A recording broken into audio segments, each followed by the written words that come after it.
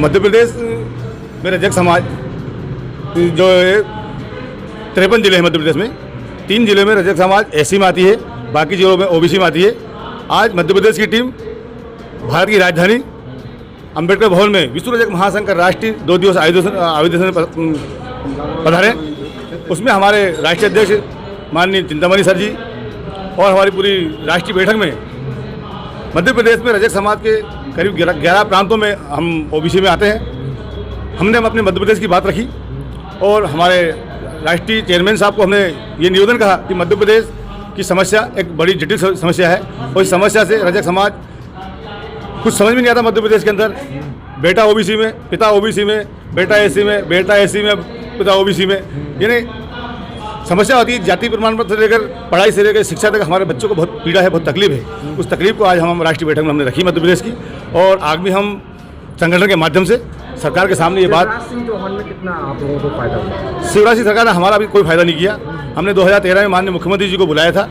माननीय मुख्यमंत्री जी ने रजक समाज को एससी में करने के लिए उन्हें कहा था कि अगर समाज को मेरी जरूरत होगी तो रजक समाज की फाइल लेके मैं माननीय प्रधानमंत्री पर जाऊंगा। लेकिन माननीय मुख्यमंत्री जी ने आज दिनांक तक रजक समाज का हमारी फाइल का कोई देखा नहीं है, ना हमारी फाइल को वो लेके आए हैं। उन्होंने जो भी वादा किया अभी तक रजक समाज को कोई फायदा नहीं किया। आज हम जिस लड़ाई के लिए लड़ रहे हैं, हमें पूर्ण विश्वास है, हमारी पूरी टीम को विश्वास है, हमारे राष्ट्रीय नेतृत्व को विश्वास है कि हम 2023 से पहले हम रजक समाज की एससी की मांग को करवा कर रहेंगे। उसके लिए चाहे हमें रोड पर उतरना पड़े, जरूरत पड़ेगी तो हम मध्य प्रदेश से पैदल यात्रा दिल्ली तक लेकर। बड़ा वर्ग है बहुजन समाज का मध्य प्रदेश में जी, और जनजातियों में भी बटा हुआ है जी, चाहे वो रजक समाज हो, चाहे वो जाटव समाज हो, तमाम बहुजन समाज मध्य प्रदेश में है जी। क्या कारण रहते हैं कि सरकार नहीं बन पाती है मध्य प्रदेश में आप लोगों की? हम लोगों की, हम क्या है, ओबीसी एससी एसटी के जो लोग हैं ना, जितने भी हम लोग वोटर हैं, हमारी गलती के कारण बाकी सरकार के लोग राज करते हैं।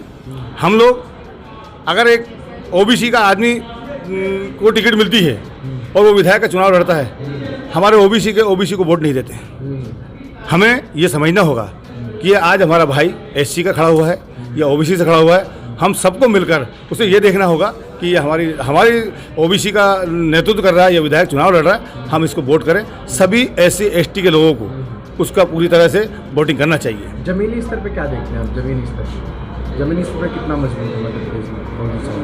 जमीन स्तर पर यही तो गलती है ना, जमीन पे तो नहीं है ना सर, हमारी ज़मीन पे नहीं, यही कारण है कि हम ज़मीन पे मजबूत नहीं हैं। हम एक सामान्य कैटेगरी के टिकट मिलती है, कोई भी पार्टी हो, कांग्रेस पार्टी हो या बीजेपी पार्टी हो, हमारे सारे ओबीसी एससी के लोग उसके पीछे लग जाते हैं। लेकिन हमारे एससी का, एसटी का, ओबीसी का को दायित्व मिलता है। हमारे लोग सामान्य के साथ भागते हैं, लेकिन ना कि एससी के वाले के साथ, एसटी के साथ, ओबीसी के साथ। ये हमारी गलती है। मैं यशवंत सिंह मालवीय भोपाल मध्य प्रदेश से यहाँ विश्व रजक महासंघ का जो राष्ट्रीय अधिवेशन यहाँ हो रहा है 2 दिवसीय, उसमें मध्य प्रदेश की पूरी टीम यहाँ आई हुई है। मध्य प्रदेश से हम यहाँ इसलिए आए हैं कि मध्य प्रदेश का हमारा सबसे बड़ा रजक समाज का मुद्दा और समस्या है वो अनुसूचित जाति में रजक समाज को दर्ज कराना।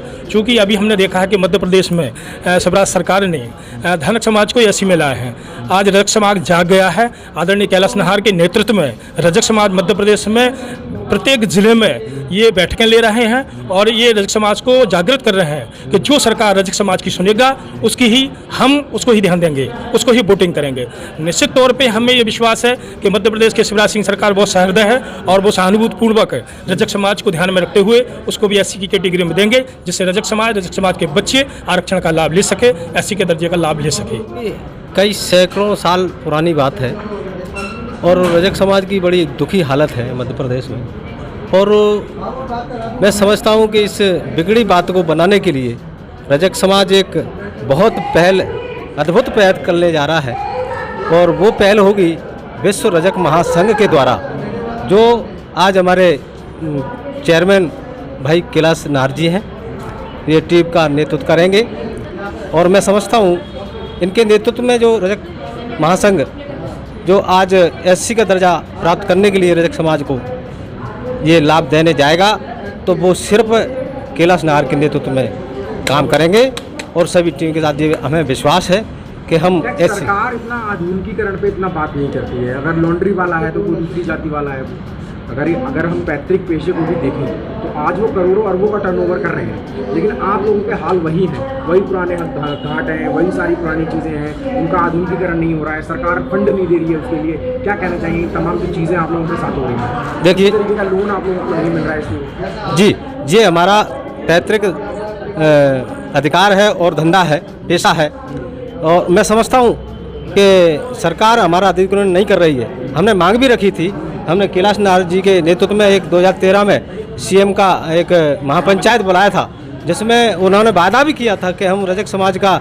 एक बोर्ड कल्याण बनाएंगे, रजक कल्याण बोर्ड बनाएंगे, और वो उस पर विचार कर रहे हैं। बोर्ड की तैयारी भी है और अभी तक नहीं हो पाई है। ये बात हमारी विडम्बना है, क्योंकि हम एक नए स्वरूप देने के लिए फिर से रजक महासंघ को तैयार करके और एक अपना अधिवेशन बुलाएंगे। उसमें अधिवेशन में माननीय शिवराज जी को वहाँ बुलाने का कष्ट करेंगे और फिर से हम अपने अधिग्रहण की बात करेंगे। शिवराज सिंह चौहान कितना सुनते हैं आप लोग?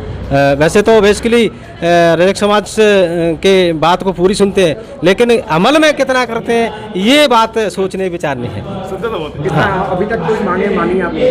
अभी तक कोई मांग नहीं मानी है, और बात तो उन्होंने बहुत की है, लेकिन आज तक माना नहीं है, और हमें विश्वास है कि इस बार हम मना के ही दम लेंगे। क्या जमीन पे आंदोलन होगा फिर? हाँ बिल्कुल, ज़मीन पर।